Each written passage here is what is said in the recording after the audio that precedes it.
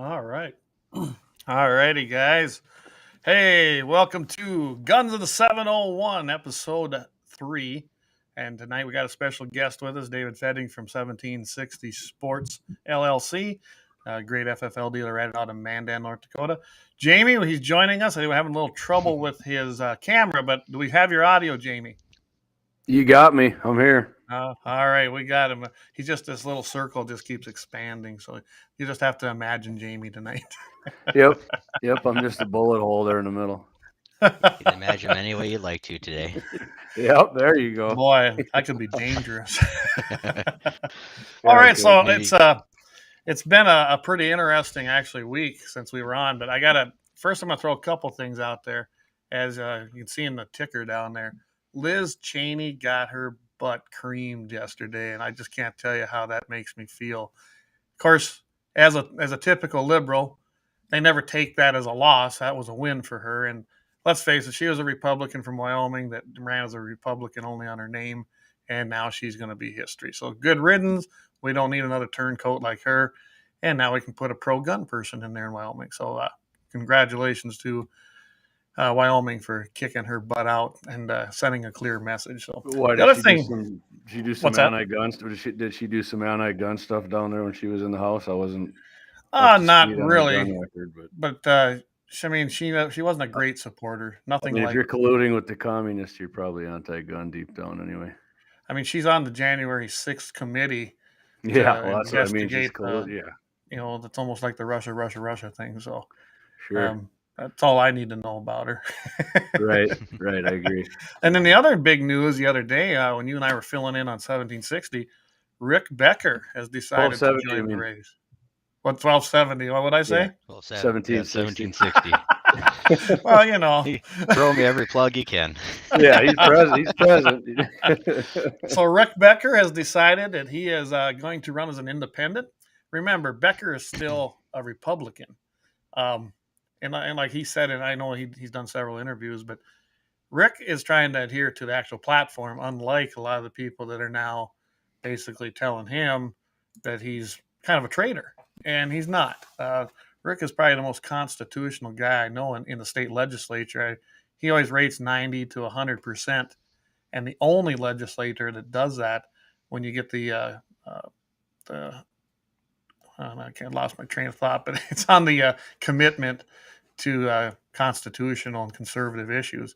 And he always scores really well on that. So, you know what?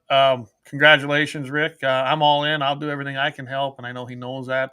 And I'd like to see him make one heck of a run. If anybody can do it, it'll be Rick. And I can tell you right now, I'd rather have Rick in there than another tax and spend Republican that follows the tax and spend Democrats. That's kind of simple for me. Don't get me wrong, just as we talked about Kelly Armstrong here the other day, John Hoeven has been very solid pro-Second Amendment for the most part. I don't think he's as strong as Armstrong is that way on those particular votes, but he's been a very good ally to the Second Amendment. That being said, Rick Becker will be a perfect candidate when it comes to Second Amendment. So, well, speaking about politicians, go ahead. Oh, Rick Becker, he proposed so many different gun bills for the state. Some were pretty outlandish when I was reading through some of them. You could do nothing but chuckle. You thought it came with a comic strip. If that guy can make anything work for the Second Amendment in the gun industry, you really can't argue with anybody else. Right. I mean, what is that one bill he put out there? I don't recall the numbers. It's been a while. He basically said if you made it in the state, you let it ride. Oh yeah. He had some pretty cool ones though. Like if it passed, it would have been any gun made in North Dakota was null and void to the federal rule, and we actually got that pretty wild ones. Hey David, we actually got that passed last session. Did it pass? I wasn't aware it passed.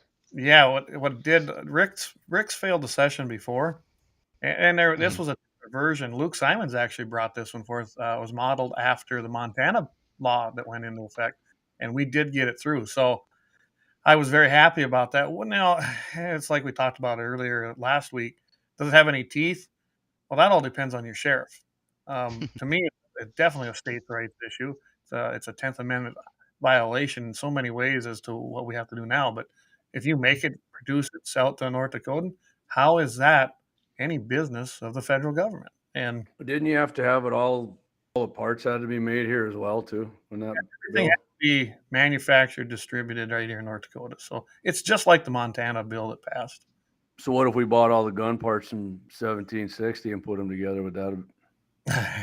Or does he have to manufacture? See, that's what I'm saying. I think they have to be manufactured here. Yeah, I believe it was entirety. Yeah, that was the big thing. They were, they wanted to make sure that nothing came from out of state to make it viable. And you got to remember, little steps. That's what you could get past. We couldn't get what we wanted, so that's what we got. Yeah, well, I'm all on board with what due to the liberals what they always do. I mean, just shove as much stuff down their throat as you can, and whether it means anything or not. I know when Bakken was mayor, I wanted him in the city commission to pass a sanctuary, Burley County, or I wanted a city sanctuary, Bismarck City Second Amendment sanctuary, but I don't know. They didn't sound too keen on that. Markward kind of seemed like he did, and Steve was like, well, we got one passed for the state already. And I said, hey, it doesn't matter, man. You just keep piling it on and you can get it. I do not care. You have to do stuff like that because that's what they do. And then once, to overcome something like that, then you make them jump through a bunch of loopholes to change it. Absolutely. No, I think, Second Amendment sanctuary counties, to me, it doesn't get any more local than your county unless you go right down to your local townships, boards, things like that. I do like the sanctuary county stuff. Yeah, that's what I mean. We got the sanctuary state. I want it to dribble down to everything. County, city, state, county, city. Let's do it, man. I'm all board on that. I got no issue with that. So we're talking about politicians and Second Amendment here. We got to give Doug Burgum his due here, Clayton. We do. I was just going to bring that up. So here it is, guys. This is the proclamation and I tip my hat to Doug. He actually did something right. And this was the proclamation for the Shooting Sports Month, August 2022. And whereas hunting, firearms, and the shooting sports are a part of history, tradition, and culture of North Dakota and its citizens, whereas increasing access to shooting sports and education provides opportunities to safely learn and increases responsible public participation in the shooting sports and hunting. And this goes on, guys. I'm not going to read it all. But yeah, you can find it on North Dakota State website in the proclamation section. And I think it was like 30 some. Got to tip my 30. Yeah, there was like 37 governors or 35 that did it, and Doug Burgum was one of them. So, hey, thank you, Governor. I appreciate that. Anytime, I mean, as a leader of the state, I think you need to promote the Second Amendment just like he's doing, not just defend it. So I think that's great. And I mean, there's plenty of stuff I disagree with the man on too. So, but this one we're 100% in agreement. We lose Clayton there. It looks like we did. All right, Dave, you and me are rolling here, buddy. Here we are. We got the proclamation up there. All right, so Dave, why don't you tell everybody what business you got there and how long you've been doing it, and give us a little background. Well, I operate 1760 Sports. It's a hobbyist thing for myself at the point right now. We've been doing it for 6 years now. We carry just about every major brand that anybody else does, just kind of the small feel. We try to make everybody's purchase a lasting one, happy one, and frankly, my biggest motivation is I'm tired of seeing people buy something and it doesn't fit, it doesn't feel right, and they're just not happy with it. That's my biggest thing is customer service. I always tell people, I don't have the $1 billion store. I got my little shop in my garage at home. Okay, so where are you located at? We're located in North Mandan. It's a home-based business. Okay, you do have a Facebook page actually, because I do follow it and like it. So yeah. So how long you been in business then, Dave? 6 years now. Awesome. Okay, I think actually my boss won 10 millimeter at the NRA banquet last year. Was it not the NRA banquet? It's maybe it was that he came there to do his background check. I thought. I do a lot of banquets. I try to give back to the local foundations as much as possible. So whenever did you work that one, the Mandan Friends NRA? I have not done an NRA one. I've done a couple flashers. I've done a few NRA or not NRA farm bureaus. A couple fire departments already. Okay. Basically, I try to do anything I can with the fundraisers. That way they can maximize their goals. Yeah.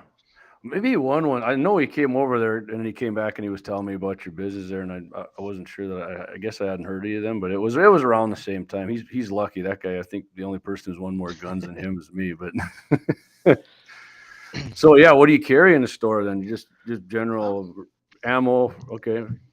What do you got going over there? Generally speaking, I got a few firearms on hand, a pistol or two, a couple of rifles. Like I said, since it's a hobbyist thing for me right now, it's firearms on hand is pretty thin. Okay. I am signed up with Athlon as a direct dealer. I get some pretty sweet deals going on for our Leos and first responders, veterans. Awesome. So, best way to put it is Athlon is my go-to brand for optics. I do carry Burris and Leopold and so on. Oh. Yep. Vortex, I don't carry Vortex. Some people ask me why I don't, and I just don't. Sure. So, what was Burris? Long story short, go ahead. What did you say it was? Loophole, and what else were you carrying there for? I like Leopold, Burris, Citron. Okay. The big brands that I get asked often of that I don't carry is like Vortex, Sure. Night Force. I like Burris. I've been a big Burris fan for a long time, and I don't mind Vortex either. And I mean, Loophole I got the rangefinders and some binoculars, but I scopes. I don't know. I've always been a Burris guy for some reason. I think they're, then they got I like their drop reticles in there, their Stadia on there. I think that's nice. I just got one for the AR I built, and it's ultra clear, and the reticle, it's that glass etch, so it's super clear, and it's a 10 power. I usually go 12 or 16 or 14, but I mean that thing works great. I got it on one of my ARs, so yeah, I'm always liking Burris, and when I did have to have stuff fixed, I mean they've had great customer service and they're really fast. Not that Loophole didn't, they do too actually, but they gave me some good deals on two of my rangefinders that went to heck, and my binoculars. But I see we got Clay. You back now, buddy? We dropped back. Clay. Okay. Well, we got Clay and Dave, and obviously I'm having some issues here with the internet at home. So one of these times we're gonna have a perfect show, Clay. It's sounding good on your end right now, Jamie. But yeah, I don't know what happened there. Yeah, I mean, I'll tell you what. I'm gonna turn on my camera again just for a sash and see if it's dragging behind everybody. We'll see what happens here. But who knows?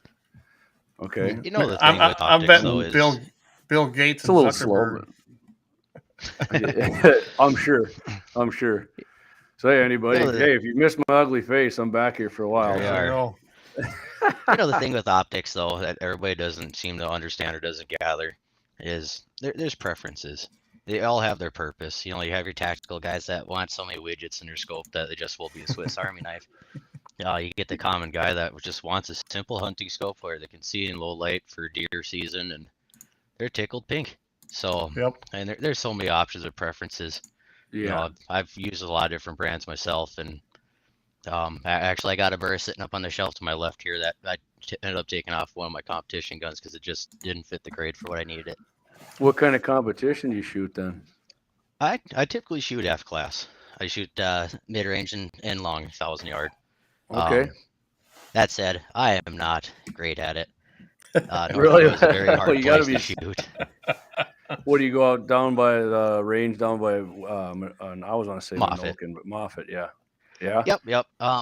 Ironically, I was talking to Clay about it earlier today. There's a 1,000-yard state regional on September 10th and 11th. So anybody that feels like they want to take a crack at a 1,000-yard competition shoot, look up the NRA rules for F class. Pretty self-explanatory. Contact the Bismarck Man Rifle Club. Tom Thompson's the contact point for that. Fantastic gentleman. I love to see more people come out because, frankly, I'm 33 years old and I'm probably the youngest guy showing up there. So wow, I was gonna say 33. You're lucky. Yeah. I almost got you by 20. Well, you can come on down. You could probably have coffee with half the gentlemen shooting. Then. I tell you what, my buddy's a member out there. He does that. I don't know if you ever met him. Tony Moss, that's his name. He actually took me out there once or twice shooting. It's a hell of a complex out there. It's pretty awesome. Oh yes, absolutely. They got a big, nice complex, and I can tell you that was built I mean, there was a lot of other money, but there was a lot of NRA Foundation, Friends of NRA money that went into that facility. Yeah. Just about every year they got some kind of grant for something. So we did our part to help it. So speaking of long range, I think I'll just add this in here. I was reading it today. You're obviously, Dave, you're familiar with the Sierra Match King being long range shooter. I run the 2156s myself. Okay. I've been running the Sierra Palmas this year. Okay, awesome. Awesome, because I was just reading an article the other day, Outdoor Life. Actually, big old box of them right here. Hey, there you go. Look at that. Yeah, Sierra Matching. They named the most accurate 6.5 Creedmoor bullet that's made. They did all kinds of testing on it, and I don't know. I shoot out of my Creed. I shoot 120 grain Nosler ballistic tip, which was pretty accurate. I mean, it was always under an inch, but now I switched to the all copper 130 grain Barnes. I haven't shot long range yet, but at 100 yards, I mean, my first load was with the 6.8 ball. I mean, I thought it was good. I mean, the thing shoots 3-shot groups about the size of my pinky nail. So, and I don't have very big hands. So, like Trump's, no problems here, no problems. You know, do we got the comments turned on here, Clay? They're on. Nothing's coming in tonight. Okay, I'm getting a lot of texts from my buddies. We're talking about reloading here. Actually, the guy who showed me everything about reloading, Richard Franz, and he's watching us from down South Dakota. Hey, RF, how you doing, buddy? I appreciate you tuning in. Of course, Big R's back in. He just said it was good to see my face again. He's a liar. Appreciate that. Yeah, but all right. Question of gentleman's honesty. Yeah, right. Big R's a pretty good dude. I've known him for years, and his daughter is hunting. In fact, she's got a buck tag out. We're going out weekend opener. We're going to get something, but